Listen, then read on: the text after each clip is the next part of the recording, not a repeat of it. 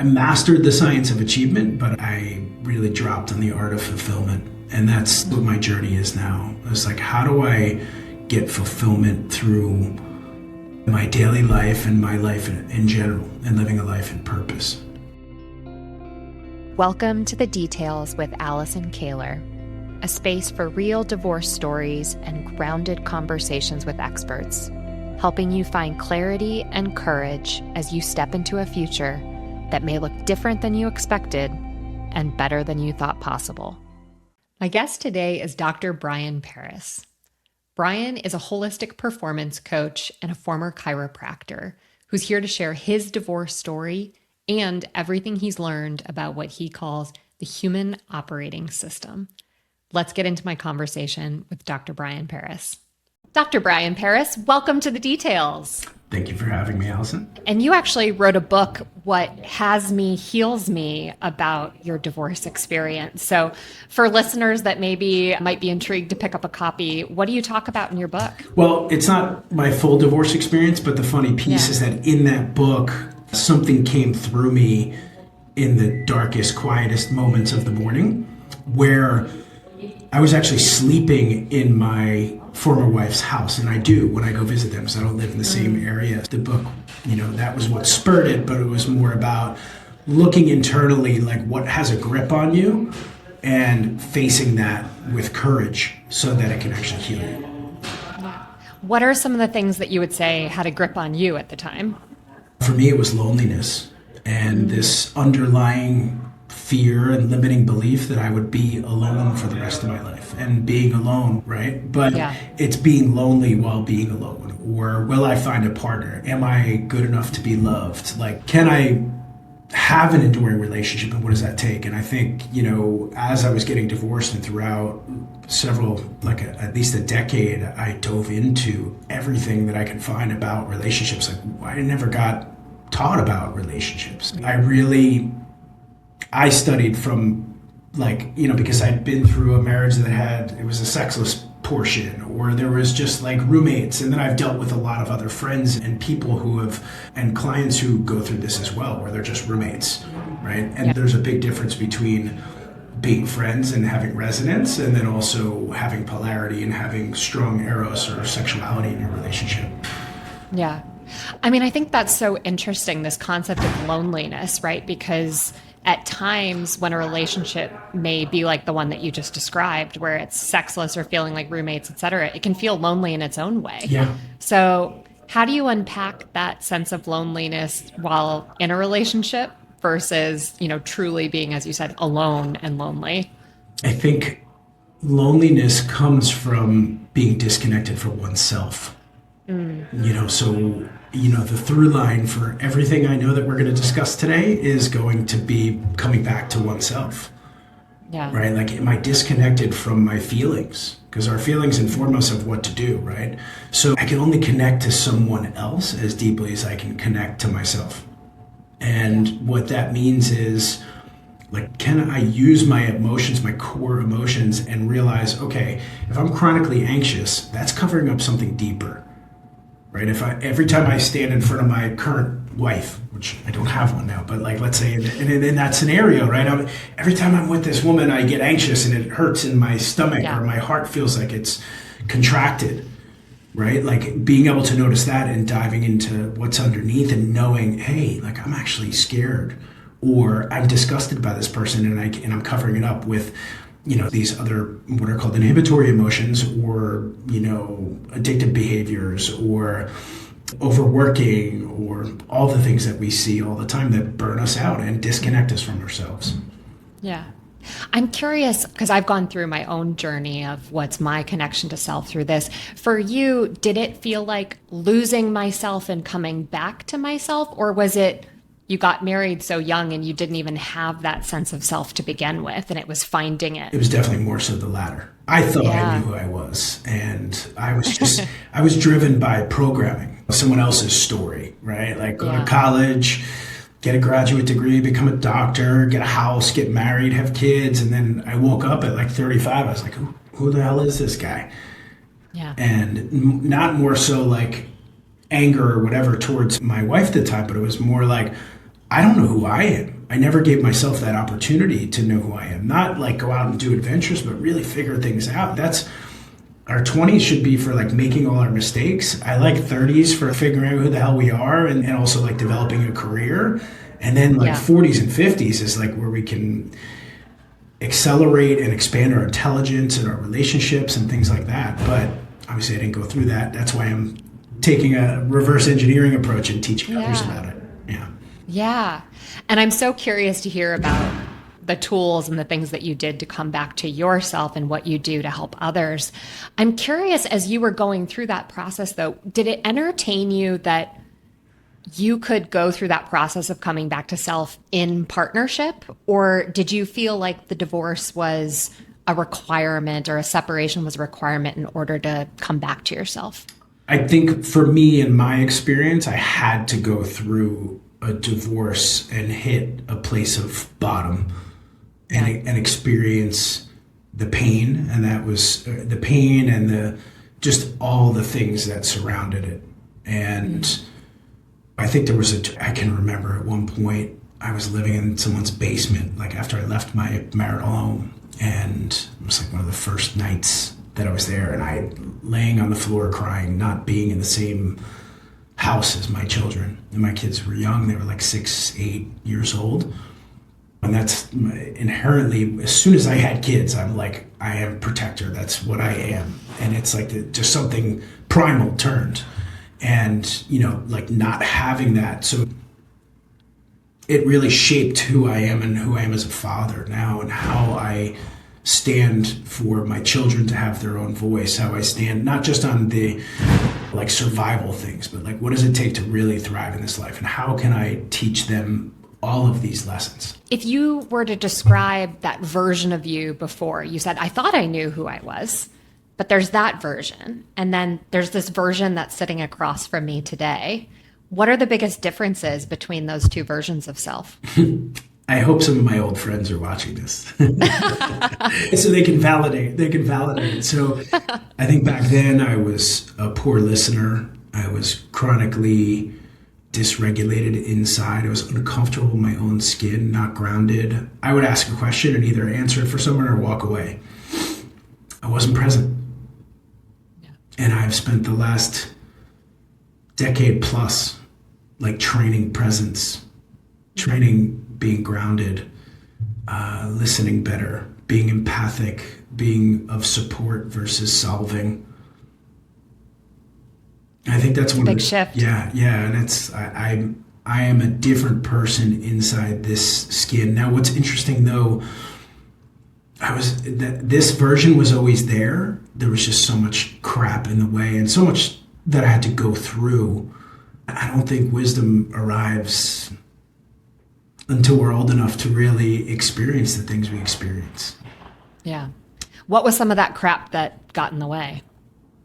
Work, survival, like having a household, living above my means, trying to be someone that I wasn't, and not like steadily growing versus like, oh, I gotta have this, I gotta have that. So let's work real hard and not come home. And so that was a long period of time that took me to, I mastered the science of achievement, but I really dropped on the art of fulfillment. And that's what my journey is now. It's like, how do I get fulfillment through my daily life and my life in general, and living a life in purpose? Yeah. I mean, that feels super relatable, I'm sure. I mean, it's relatable to me, and I'm sure to a lot of the listeners. What are some of the things that allowed that crap to fall away? Or what did you do to shed that and start to get into this newer, more present, more grounded version of yourself?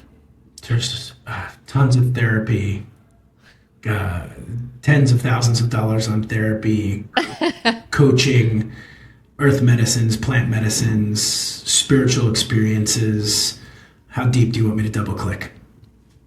I mean, tell me more. You described yourself to me when we met the first time as a seeker and a healer. Yeah. So I'm curious. I mean, you've tried a lot of these different things for people that might be in that same space that are like, well, gosh, do I really need to go spend the tens of thousands of dollars on therapy what would you say to those folks? I do think specific types of therapy, specifically ones that are focused on embodiment and learning a vocabulary and how to communicate and express what you're feeling inside, and then being able to integrate feelings.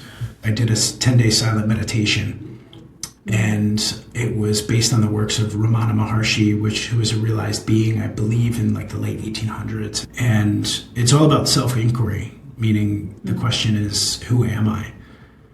Actually, I don't even know if it's a question. It could be a statement. But I contemplated that for 10 days in silence, surrounded by lots of other humans, but not making eye contact, no speaking, no technology, nothing, just in deep yoga poses, more like yin style yoga poses, while also contemplating these aspects of like, who am I? What am I? Like, who is it that's thinking? Who is it that reacted to all these crazy emotions or this loneliness? Who is that? So it what I have found just in my work and in my life, that science continues to become one with God. And that's a deep spiritual thing. And it's like, it's easy to say, but like when you've experienced dissolving ego, whether it's through plant medicine or I had an incredible experience through this meditation, it allowed me to say like, okay, there's something deeper inside here. So that was a great tool, but that's like, not everybody can do that, right? You can't. Well, I mean, I'm questioning myself. Like, clearly I'm a talker. And so the ability to sit in silence for 10 days, I'm like, oh, I don't know if I could do that one. So what was it like? Like, I mean, take us to like day 1 or day 2, right? What are you doing at a silent retreat meditation? What's going through your head? I'm speaking from my experience also. I've had a lot of friends who have done Vipassana, which is a different style. But it was very organized. Like, you're waking up before breakfast, you're meditating, building up to 2 hours of meditation. And there's education, right? You're learning how to use the mind and how to tap into your mind sight, right? And what's interesting, because I'm also a neuroscience geek, right? The highest form of intelligence is metacognition, right? Thinking about thinking. But who is it that's thinking about thinking? They always ask that question, right?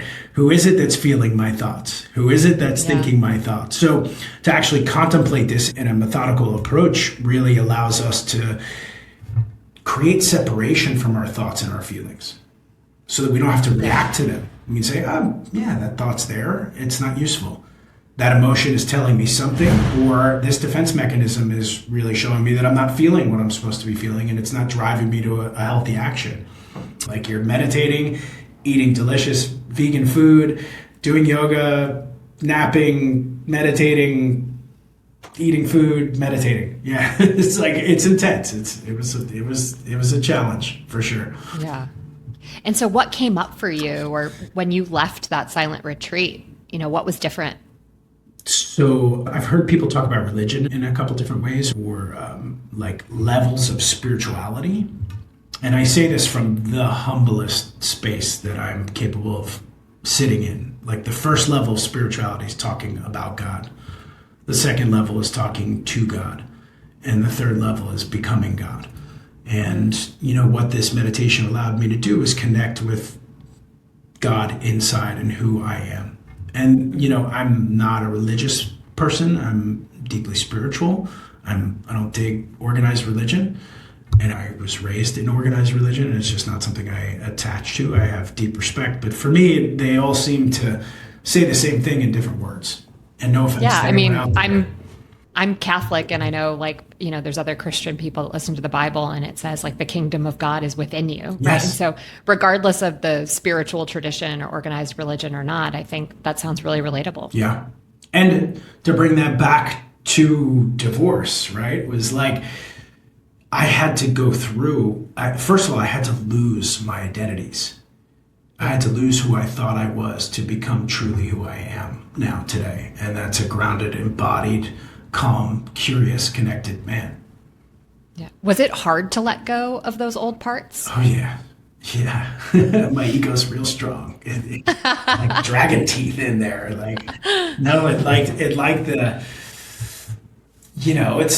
my ego is fed by that, right? Like the doctor and having a pretty wife and cool children. Well, they're beautiful also, but like, you know what I mean? Like the kids and the house and the picket fence and this notoriety, and it doesn't matter. It doesn't matter. And really, you know, I've gotten to a point now in my life where I want to be more of a support and more at service and be a space for someone to receive their own light and their own magic through me. I presume that wasn't a switch that flipped overnight, right? Like you let go of the old version, you became this new version. I'm guessing it was a dance and some push and some pull. Was there a turning point or a moment that you can remember where you started to feel like this more new version of yourself than the old version? I've been asked that question a lot. And there is no, it's not like resting on the pinnacle of like something where it's just like, boop, okay, now you're in this. It truly, and I think that's the beauty of it. It's like the journey of what I've gone through, and now I can look back at certain points and inflection points of like decisions that I made that moved me in one direction or another. And yeah, so it's been a slow burn. Yeah. And I mean, I have this like vision of so many times you see nature metaphors and things like that. And it's like, oh, the caterpillar went in and the butterfly that came out, right? And it's this like stark contrast between the two. But, you know, we're coming off of the year of the snake. And so I have this like concept of shedding where it's almost like it's always been the snake, right? But you've shed all these layers and all of a sudden it's like a newer version of what it was before. Still the same snake, but, you know, you've lost so much of that. So right. I don't know, that just sort of came to me as a visual. Well, with the caterpillar, though, the caterpillar, if you look inside of the chrysalis, it's like all this muck and like this yuckiness. And it's like you have to sit in the muck. It's like the lotus grows in mud, right? Yeah. That beautiful flower only happens because it's gotta like grow and have courage to move through the mud. For the people that are in the muck right now, what would you say to them? Just do that. Just breathe.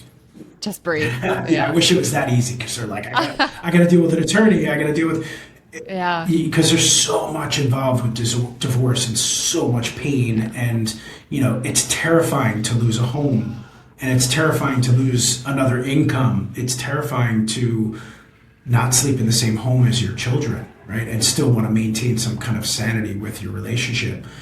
The one thing I can say is that if you decide that you do want to have some kind of relationship with your ex or former, right? Especially if you have children, like you're going to be co-parenting, like, do you want to be right or do you want to have a relationship? Everybody does bad shit to each other. People cheat on each other. And we do the best that we can with the tools that we have at that time, right? Like, I'm sure many people who have had indiscretions would say, you know what, I really wish I had the tools to communicate with my spouse at the time to say, like, I'm not happy.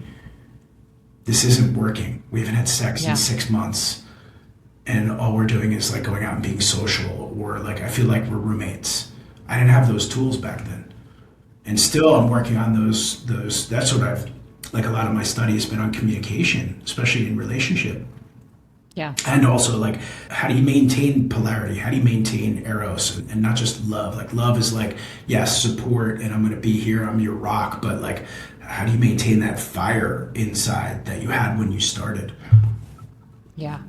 I love that. And so maybe as a bridge to the work that you do today and how you help people with that, I mean, you just said supporting people with better communication, supporting people with that sense of connection and eros that you mentioned. Just, can you tell us a little bit about the work that you do today and how some of that fits in? Sure. I help people master their nervous systems so that success doesn't prevent them from having healthy relationships and a healthy body, a healthy mind, and to be able to achieve this inner peace. So I was a chiropractor for 20 years, and I ignored my own body, right? I was working on everybody else's body, but I didn't pay attention to me. And I'm an ADHD child. Sports and movement were my medicine. You know, I studied human movement science. I became a chiropractor. I've studied functional, like everything around the body and moving and physiology. I used my left side of my brain and put it in there, but I wasn't able to embody it. And the one piece that I missed, and this ties so much together, but it's learning how to manage my emotional life. And when I talk to men out there, especially, most of us have gone through the same thing, right? Like crying's not allowed. Don't be I'm not going to say it here on the podcast, but you know what most of us have been called and we use it, right? And we have to look back at our childhood and how we were raised, what our attachment styles are, and how those play out in our adult life. So the first thing I do is help people connect to their awareness. What's in neuroscience called interoception. Like, what do I feel from the skin inwards? How do I name that? And it's not like, oh, I feel sad, happy. No, like I feel this knot in my stomach every time I'm with my wife. Okay, that's your body telling you something. And it's an emotion, emotion. It's energy in motion. But it happens in your body, right? Thoughts happen up here, but emotions actually get stored in the body. And if we don't process them, they stay there. And then when my child spills the milk, I act like that they crashed the car, right? So it's totally it's totally displaced because I haven't processed that emotion. So that's the first piece, is really like bringing awareness internally. Next is embodiment. And embodiment, I relate to what's called proprioception. Proprioception is like, where am I in space? Not only physically, but how much space do I take up inside my body? Am I more contracted in daily life, or am I more open? And that's not just like, what's my posture like, but am I constantly feeling shame, guilt, or anxiety around my partner? And you see, like, as I'm just speaking, I'm playing with the body here. But imagine like this center column of my life, from my throat all the way down below the genitals. Right? That's our central column. And it's attached to spirituality. It's also a central column physically and with neuroscience as well, right? So I'm so fascinated on this piece because what came to mind was just like, first of all, I have terrible posture when I'm sitting at my computer a lot of the times. And my chiropractor is constantly fixing my, pardon my French, my fucked up back. And so I imagine as a chiropractor that you saw people come into your office in this role, like with all that contraction in there. And it's probably, yes, sitting at a desk, but some of these other sort of trapped emotions that you're talking about too. You know what? I've been on such a journey because my role as a chiropractor was like, look at posture, look at x-rays, and I would ignore this whole other life. Nutrition too, right? That plays a role. Yeah. But sometimes eating plays an emotional role. I just think that I overlooked what embodiment truly is. And what that is like, okay, how much space can I take up within, and how much do I trust my own body? So like me growing up, I was told, don't take up space, be quiet, stop running around, especially like in school, right? Like I wasn't designed for our school systems. I was a lunatic. I did well in school because I had like good parenting in that way, but I would have done much better with like 3 hours out on the field and then go to school, right? Yeah. So our school is not designed to create artists and thinkers. It's designed to create sheep and workers, right? But we're fighting that, obviously. But we've lived it too. Right? Yeah. So how much space do I take up? Am I contracting, or am I living with I love the mantra, strong spine, open heart?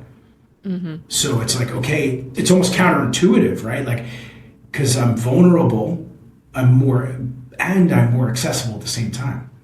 So it's like, we can't have deep relationships and intimacy without being vulnerable and expressing our truth. And that happens from staying open when shit's hitting the fan. Yeah.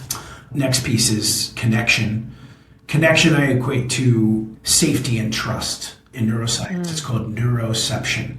Right? Like, how safe do I feel in my own skin or in an environment, and what's the signal that I'm putting out? Right? Like if I'm all erratic and speaking super fast and like totally wired, I'm going to be very untrustworthy to others in an environment. Like you feel people's signals. We have fields around us that all the science shows us this. But if you feel unsafe in your own body, or if you're not listening to that sense of safety, you're putting out a signal of fear, and you're creating fear within. That also increases inflammation in the body. Every chronic disease and every disease known to man is related to inflammation, including diabetes and cancer. The last piece is when we can stack all of these together: awareness, embodiment, connection is flow. And you've probably studied flow states, right? So flow states are repeatable. We can trigger them if we know the right way to do this. And it allows us to get more done in less time. And for me, it's not like I don't want to take that extra time to do more. I want to take that time to be more. Mm-hmm. And now in my life, I'm, like one of my primary objectives is to regulate my nervous system, right? Like go outside, listen to the birds and breathe. And it sounds simple, but it's like for years I didn't do that. I just ignored it. Yeah. Like I would get to work and be, where the hell am I? How'd I get here? Right. But now I'm like, oh, I'm going to actually like take a breath. And there's a lot of work that went into that, but being able to stack all of these together, I call this the human operating system for the chaos that we face, because technology is only accelerating. It's evolving, so it ain't going anywhere. So we have to maintain our own humanity. I love that, the human operating system. And I mean, as you described them, it's easy to see how they all fit together and work harmoniously. If somebody is coming in to work with you for the first time, is there sort of a sequential nature to the work with those 4 components? Or do you diagnose like, where are you on these 4 elements? But how do you actually make this pragmatic for someone's like, great, those are the 4 things. How do I fix it? I have to meet people where they're at. Yeah. Right. Like I have many clients or students who have no sense of their own bodies. If I tell them to squeeze, like contract their glutes, they don't know how to do that. Right. So squeeze your butt, people. Squeeze your butt. So even if I use easier words, right, like collarbone versus clavicle, one of the first things that I teach people is how to breathe through their belly. Yeah. Because we learned, it's really not teach them how to, it's teach them or show them how to remember. Right. We're born with the ability to breathe through our bellies, but all the fear that compacts our lives and the lack of attachment and unmet needs, we start breathing up here. Yeah. And that tells the brain, oh, stay in fight or flight, and keep me protected instead of connected. Yeah. So it really, I have to meet people where they're at. And really what's the thing that's affecting their life the most? Is it their relationship? Are they going through divorce? Are they looking for purpose in life? Yeah. Yeah. So with this human operating system and all the work that you've done on yourself, what do you know now as you reflect back on your own divorce story? I know how to listen. And I love supporting my former wife now. I'm even working on like not calling her my ex-wife because it just feels yuckier. And we've created a friendship now. And when she needs support, it doesn't dysregulate me. She used to dysregulate the shit out of me. And that was my own inability to manage myself. Yeah. And, lots of fighting, but now I can totally take care of me first. I put my own oxygen mask on first and regulate myself. So I know how to regulate. I know how to breathe. I know how to listen to myself and others at the same time. Presence, regulation, groundedness, communication, graceful expression, not just expression. Like I'm paying attention. What's graceful expression? Graceful expression is being empathic in your communication. It's like, how is this going to land on this person, right? Are they like completely losing their shit? If someone's drowning, it's not a good idea for me to hand them a brick, right? Yeah. I want to hand them a life jacket. And that's being supportive. Being supportive over solving. You'll find this. Well, I think that's really interesting because, somebody was like, well, I have to be authentic. I have to say what's on my mind. And it's like, well, yes, and there's a way to not communicate in a way that is, as you said, if someone's drowning in that moment, to like give them a brick that helps them drown more. Well, I think empathy is a good compass there. Yeah. Right? It's like, what does it feel like to be in your shoes at this point? Can I pull myself away from whatever I'm feeling? And look, in the heat of an argument and when there's money involved, kids involved, divorce involved, pain, cheating, the shit's hard. It's not like, oh yeah, it's easy, but it takes the practice of becoming this person that can sit in the ground and also with that graceful expression. It's like, yeah, I understand where you're coming from and I don't agree. Yeah. I'm curious, do you believe in regrets? And if so, do you have any? Do I have regrets? No. I know, and I'm so blessed for all of the, you could call them failures, and every failure that I have had has been a deep, deep lesson. And I've had some heavy failures. I've done some dangerous things, like putting my own life at risk, my kids' like safety at risk. And learned that I did those out of a very dysregulated state. And that's why it's become such an important compass for me to stay regulated and, help regulate others around me, because I used to dysregulate everybody around me. My anxiety could be felt across the room before I even got in the room. Regrets, I don't have regrets. No, I'm so glad that I could not be living a purposeful life had I not gotten divorced. Yeah. And I'm entering a beautiful relationship now that is so calm and so connected and so clear and so communicative. I'm purposely alliterating too. I love it. I love it. Well, thank you so much for sharing about the human operating system, the work that you're doing. If people are interested in working with you or learning more about you, where can they find you? Easiest place is my website, drbrianparis.com, Instagram, TikTok, YouTube, Facebook, all Dr. Brian Paris, at Dr. Brian Paris. I'm all over the internet. That's how we met, just through Instagram. Yes, through Instagram. Yep. Well, the one question I always ask in closing is, for someone who is in the middle of the divorce process at any stage of it right now, what do you hope sticks with them from today's conversation? To take care of yourself first and lead with empathy, because you have other people that are involved. So, if you tend to be narcissistic or self-centered, be responsible and understand that about yourself. Know yourself, take care of yourself first so that you can serve and help others. So if you want a clean ending and say goodbye forever, then make that happen. In business, maybe waste my time. I need a yes or a no. So and I know you've been heavy in the business world and now you're in the feeling world, right? So, but it's it's true. Maybe it's okay, better communication is hey, I need some time to decide. All right, yeah, cool. But a yes or no is what we want. And then so just being clean and clear and taking care of yourself. And also, this is a little shameless self-promotion. So I have a course called Man Rebuild, and it's for men navigating divorce. So that's on my website too.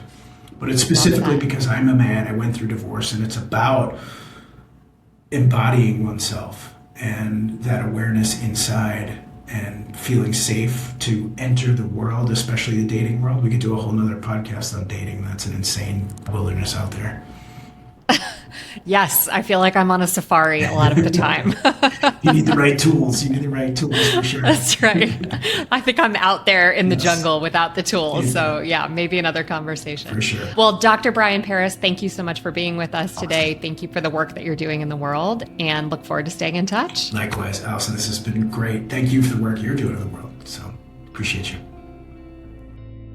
Thanks for tuning in to this week's episode of The Details. If you have a second, please head over to Apple Podcasts or Spotify and rate and review the show. And if you haven't already, be sure to hit that follow and subscribe button. Thanks again. Look forward to seeing you next week on The Details.